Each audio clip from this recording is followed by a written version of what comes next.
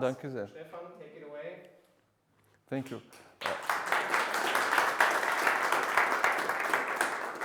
The only condition for me to participate here was that I have to say digital advisory 17 times, so please tell me if I'm not meeting that KPI at the end of the presentation, okay? Give me a sec, I'll bring in the presentation. Oh, Jesus.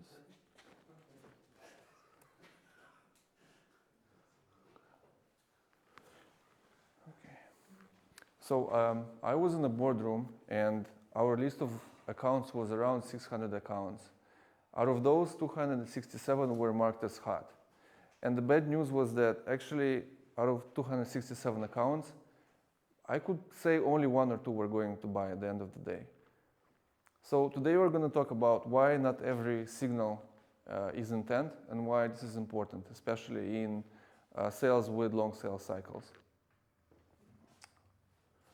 So if you look at this dashboard, so if the dashboard is right, then we would have had a $500 million year, $500 billion year actually. So as I said, we had 600 accounts in the report, a lot of marked hot accounts. This is all coming from Salesforce. And out of that, we had 3 real buying opportunities and a lot of noise. According to the data I have, 1.1% of your accounts are supposed to close. That's the benchmark brought by Gartner. But this was all noise, and I'm going to explain why. Oh, wait, I forgot about myself. So my name is Stefan. I run ABM programs for a living for enterprise companies. I worked with over 15 countries. I've created more than $10 million in pipeline. But there is 1 audit, 3 patterns, and 3 fixes we're going to discuss today. Okay, so out of the accounts which you had in our CRM, the number 1 priority was this one, the Mediterranean Trust Bank. Based on our signal report, we matched engagement, tags, people mentioning, AI transformation, yada, yada, yada. This one was marked as hot. Its signal score was 730. It was based on, all kinds of stuff like people looking into AI, people looking into banking, all of that sort of like content views, which a lot of us, if you do ABM, we mark it as intent. This was number 1 priority. But when we looked deeper into this, we found that intent was exactly 0. So I went into Salesforce and I saw, okay, what's the communication with this exact client? And then I saw, okay, outbound, clarification required, charge bearer options for cross-border transfers. I was like, what is this? Doesn't sound like intent. Next one, open banking performance metrics, data request. Sounds like something done by AI, right? Next one, inbound email, open banking performance metrics, data request. Same thing here. So if you go through each of them, maybe this last one, which says quarterly invoice clarification, might show you a little bit of data intent. Maybe they're sort of like interested. But to be honest, for me, this so far sounds like BS. And this was the account which had the highest score. The highest score, guys. So when I looked, okay, so when you saw the last email, it was about an invoice escalation. Doesn't show intent. It's about a customer who's about to leave. He's just going to take out his money and then leave away. So when you look through your CRM, you should consider that operational noise scored as buying intent is not the same thing. So signal and intent are 2 different things. All right. So I dig deeper and I was like, okay, let me look into other accounts which were considered hot. And they're all hot, but they were different fires that I had to stop. So the Mediterranean Trust Bank, customer support emails, cross-border clarifications, all kind of invoice emails, hot. Baltic Crown Bank, overdue invoice, so they were not going to pay, they were not interested, also marked as hot. As you can see, they had a final overdue invoice and they're exchanging finance about them not paying us. Does it sound like they want to do business with us? I don't think so. Caspia Bank, contract dispute. So there was a contract and they were obviously looking into renegotiating it. So there were, again, process of churning, exactly like customer, this one, Baltic Crown Bank AS. So the system saw it as engagement, right? So you have to call the BS on this as well. So next thing you have to do is look into your Salesforce or HubSpot or the CRM you have, and then see if you have any of these things in there, because this doesn't show like intent. It shows as signal maximum, but you have to review it. So, so five things count in my mindset, and nothing else do, because there is an engagement score which shows you if there is real interest or that's all, performance theater, which sales in a lot of cases, they show you performance theater because at the end of the day, they get engagement based, their sales based on the pipeline. So if they show you that, oh, there is so much engagement there. It's like I have $500 billion in engagement, but then at the end of the year, so they don't get fired, you start churning, they start churning, and you look in there and it's like, it was never there. The pipeline was never there. So let's look into stuff that we show as engagement. Marketing interaction last 30 days. Let's cut the BS on this one. +1 web visit in the 30 days. Who visited what? Was it the website? Was it, like the product page? Was it a demo page? Hell knows. Committee members reacted or commented. Oh wow, somebody gave you a like on a post. That shows you so much engagement and intent.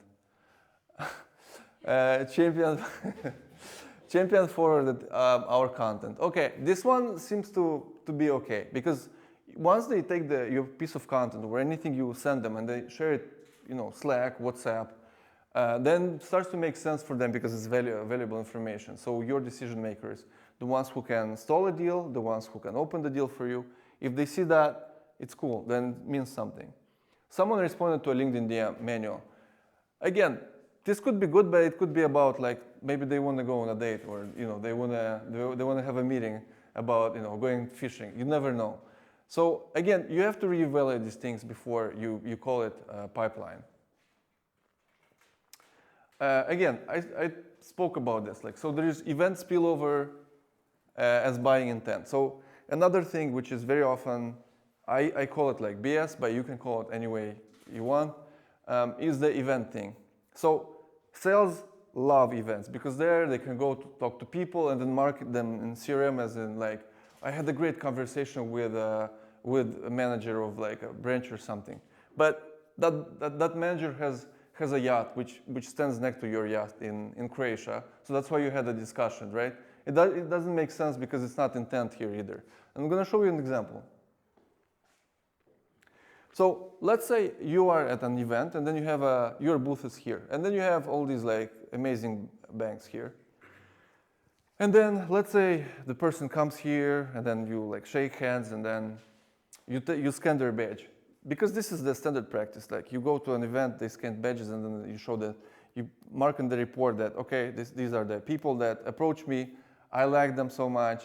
And you mark them in the CRM as leads. But what they actually stop. Again, one guy said, oh, you have a cool t-shirt. Where's the guy with the Zara? Yeah, like I said, look, you have a cool t-shirt, And then, that's a being friendly thing, right? Personal connection. Oh, you remind me of my grandma, like that's another thing that, that's another thing that, makes sense. Job seekers. I know clients like you. I have clients like you, right? Or like job seekers, for example. Like, do you guys have a job? Because of AI, I'm losing my job back at my bank, All of you guys who've been to events saw this, looking to sell to me, like, hey, hello. I was working with pharma before, and we had this Egyptian guy, and he would go to the booth around us, and he would say, hello, are you a vendor or pharma?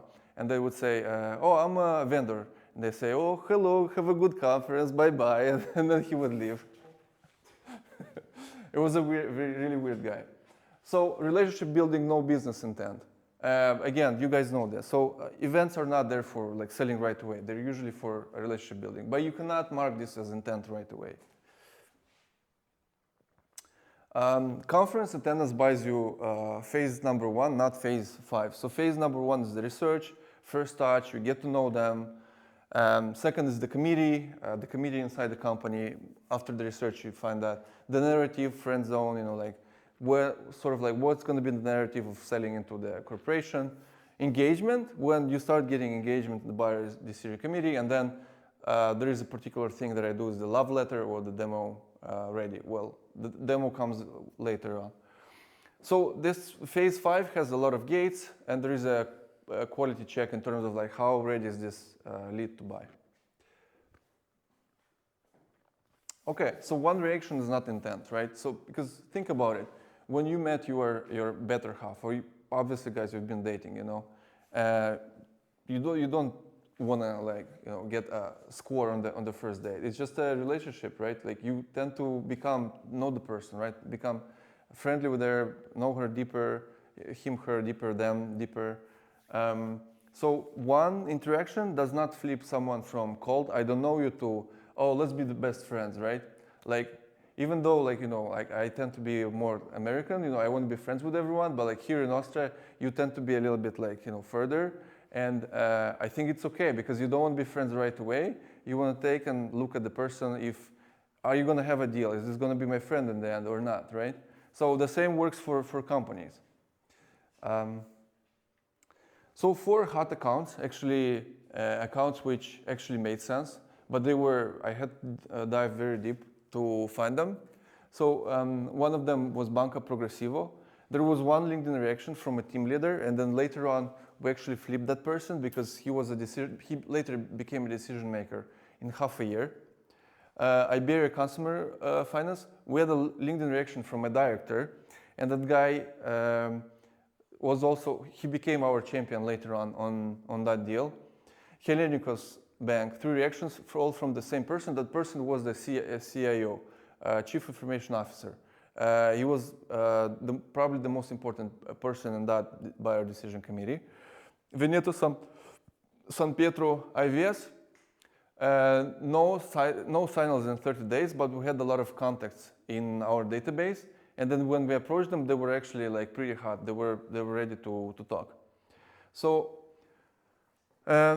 you have to be yet careful because the system can see that your contact is engaged, but and then there's going to be like all types of scoring. But a reaction is feedback. It's not a forecast. So you have to really like dig deeper in this. So okay, the question is, how do you understand that actually there is intent in there? It's not just a signal. It's not just someone liking your content on LinkedIn just to because they want to be friendly. So you want to obviously, if you go dating, you don't want to be stuck in the friend zone, right? So in order to pass that, you got to pass all the 3 gates of friend zone, right? 1, admiration. So if somebody that you tagged, one of the executives, or maybe all 3, depends if they're in love with you, if they feel genuinely admired, they share your content or post or news about you in their Slack, in their company Slack. If they do that, love. Important point here, sales motive. So it has to be authentic. It has to be not because I sort of like want to sell inside, but because like they kind of like you, who you are and what kind of like product you represent. Content quality. If you reference 2 specific checkable facts about the company that you cannot find on the internet, and it reads more as journalist, not marketing on purpose, right? We all know this, like, hey, da da da da da. It's a nice story, and then the end is like, buy my product for $19.99. Like, I'm ready. Here's where you can order it. It doesn't have to sound like that. It needs to sound like daily journalism, something like, somebody approaches you with the camera and asks you a question. Has to be authentic. Again, authenticity is the name of the game. Last one, personalization. Non-generic data points unique to this company. So if you know something about this company that others don't, then it makes sense for you, and then it means that you can technically dig deeper. So for example, let's say I work with fintech and banking. We work a lot with McKinsey, EY, these guys. So when we work with these guys, sometimes they come with some internal information, some gossips. Hey, like they have a fight inside the decision buyer committee. So if you don't mention this name, but mention this name, or they don't like the guy who the competitor is aggressive, don't be pushy, stuff like that. If you know stuff like that, then go ahead with personalization. Otherwise, don't over-personalize. People can feel if it's not authentic. Okay. All right, so what survived the cut, right? So how we made the quarter? We made the quarter with Velmar Banking Polska.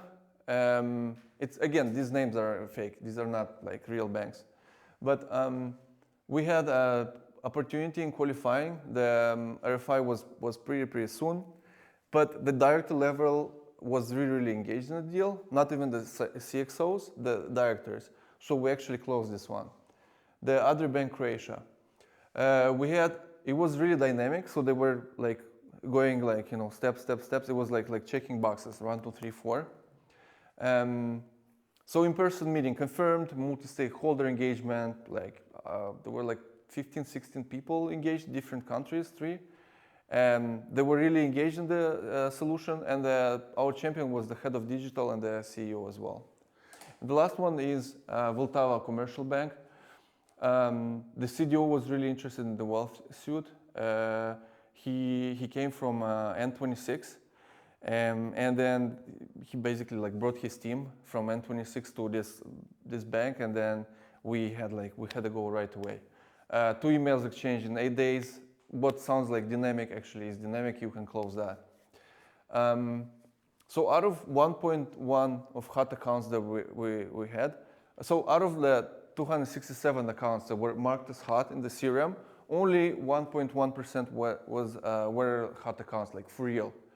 And that's generous even according to the Pareto rule, which I usually use 18 to 20. Okay, let's think about what a real signal has. It has 3 main properties. So you engage them specifically. There is a specific topic. Wealth suite, loan origination, not like interested in your solution, I like what you do, The more specific you talk with them about, the more likely it is that there is actual intent. 2, a buying committee member, not a marketing manager, not an assistant, not someone who warms up the food, a person who can sign or block the deal. That's very important. By the way, one thing, every 6 or 7 months, I saw that the buyer decision-making committee is changing. So actually, the director level is very important because from the director level, they usually go up. So it's important to engage them as well. Maybe not as a primary contact, but a secondary contact for sure. And a timeline forcing function. So there is a deadline for RFP, RFI. There is a board meeting which happened. Maybe they have, take Perplexity, look into their news. Maybe they have a vision that by 2027 they want to finish something. Maybe a competitor is phasing out and they need to replace it. That's all very, very important news. So without timing, when there is no deadline, intent is just curiosity. So, I think this is probably the most important one, because otherwise you'll end in the land of no decision, where all the decisions are sort of like, do I choose A or B? I don't know. And 60% of the deals actually die in the no decision land, which is pretty much the industry standard for any industry in the B2B space. Okay, so a good deal in my mind, again, and I'm a marketer, not a sales guy, it has to hit all 3 of them. Specific topic, buying decision committee member in there, and a timeline. So all 3 has to be, or it's not a signal. So simple checklist. Pick any hot account, score it on 3. Is there any specific topic you guys are talking, or it's just like theater communication? Buying committee is someone who can sign or block, actively involved in the deal, or this month are you talking to them? And timeline. Is there a timeline for the meeting, for the renewal? Like, is there a deadline for this? If the deal is like that, you can tick it, then it's hot. So that's your 80%. Okay. So the discipline in ABM overall, it's not to collect signals, right? Like, oh, I have 300 accounts and all of them are hot. Well, doesn't make sense. it's actually what you refuse to count. So what I learned about account-based marketing in 12 years that I'm doing it is that account-based marketing is mostly about the accounts that you actually cut, and then you focus on exactly those which matter according to the characteristics I show you. And then, for example, in the pipeline reviews I do with the sales team, they actually cut. Every meeting we cut accounts. We don't add, we cut. All right, and that was it. So you can connect with me on LinkedIn here. I'm very friendly, I don't bite. And the other thing is that, so this presentation is based on a real case, on a real pipeline review with basically descriptions of what we did, where the account landing, and it's free of charge. You're gonna get it through Roman and digital advisor, digital advisor, digital advisor, digital advisor, digital advisor, digital advisor, digital advisor. Okay, I still have to say it a few times, but so there you'll find 2 sheets. It's the real thing, the real deal. Download it, and then you'll reach hopefully the Holy Grail. Thank you very much. The door is open to Q&A.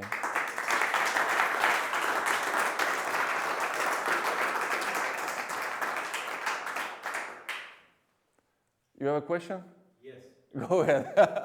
Wait, digital advisor, digital advisor, digital advisor. I'm not letting you go without asking you something. All right. So what would you recommend is to the corporation, what should they do with the 98.9% of identified accounts that are marked hot? Because just throwing it away, I guess won't do the deal.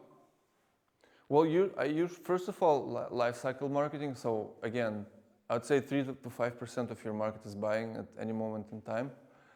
I would requalify them together with the sales team, like literally sit with your sales team 3, 5, 6 hours, whatever, and requalify the accounts. Because sales is like they're based on bonuses, right? So the more accounts they put in the CRM, the more they think that, oh, I have a pipeline. And then the end, they're like, oh, well, we didn't close, this didn't close. They weren't goddamn leads in the first time, there was no intent. So first of all, it's a clarity in your CRM, clean up your CRM. Second is, one thing that I did with a client is that we created their internal Signal go-to-market OS operating system, where we basically, we had engagement here, and we had engagement signals here, and then we had the sales track and the marketing track. So the track was very, sort of like across marketing and sales, and then marketing would help sales whenever they need engagement on an account. Let's say they call the lead, you had a demo, they're not responding, then marketing comes in and say, okay, what can I do to remake this lead? You ask them for a podcast, you invite them to a CXO dinner, you get them that sort of stuff. So I would say there is always ways to re-engage contacts. I would say clarification is the name of the game. So cut contacts, realize what actually makes the mark, and look at your benchmarks. I wrote a newsletter 2-3 weeks ago, The Math of ABM. You guys check it out. Where I spoke about in different markets, the account to pipeline ratio is different. So in simple terms, in Spain, Italy, Greece, they talk more, they do less. So basically, the fact that you have a conversation there doesn't mean you're going to close. And on the other side, here, DACH region, Czechia, Poland, you talk less, but then you close more. So these are 2 different numbers, so it's very different depending on the number. You have to be very careful with this, because then, numbers. Did I answer your question, or? Yeah, absolutely. Okay, we still have, guys, I don't bite. Come on, some questions, please. So you use ABM and the signals mainly for lead generation, if I understand it correctly, or is it also for existing customers? For existing customers too. So depending on the case, it could be an expansion game. So let's say you're maybe only in Austria and you want to expand in Croatia, Poland, then you can still do it with ABM, and I think ABM is very powerful there. Lead generation, I'd say lead generation, now everything switched to signals, I would say. So I wouldn't go to an account cold. I would first of all do a perplexity research, check who's on their buyer committee, do I know anyone there, like who can give me an intro. Like the corporate game of doing, it's very different now than even like 2 years ago.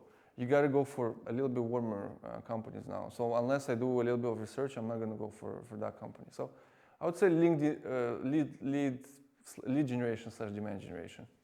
You know, did I answer your question? Maybe you had wanted to add something. Yes, I did answer, and you know, I'm asking because you know, in my company, in our company, we are a SaaS company, we're using the intent signals more to determine which is a good target account. Intent signals and then ICP matching, basically.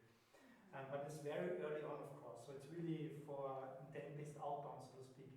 Yeah. But you mentioned really, very detailed signals already. You know, when you are very in-depth discussions.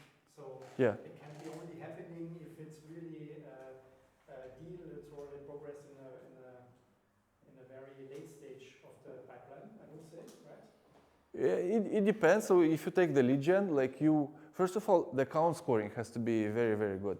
So you have to figure out, is this account a good account for us before you start doing lead generation? You don't even get into lead generation before you score the accounts. And I would say the signal means that, like, I personally wouldn't go into an account that doesn't show any signal. So that could be accounts similar industry that you closed, companies that you sort of have a feel that they're similar to what you closed before. Maybe you check with Perplexity, that you do research in the news. Maybe they want to change providers in the next 3 years. Like something, you have to come up with something that will show you that there is potentially a signal there. Like I wouldn't go cold just because I like the company. Wouldn't make sense. Yeah. I need to add something because this is very interesting what he said. You actually were saying, you were talking to companies that were already in your CRM.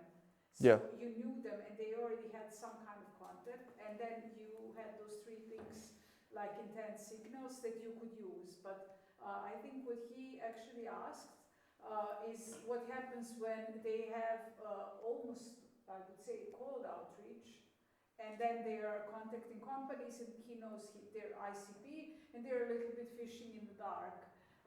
So I have to answer to this.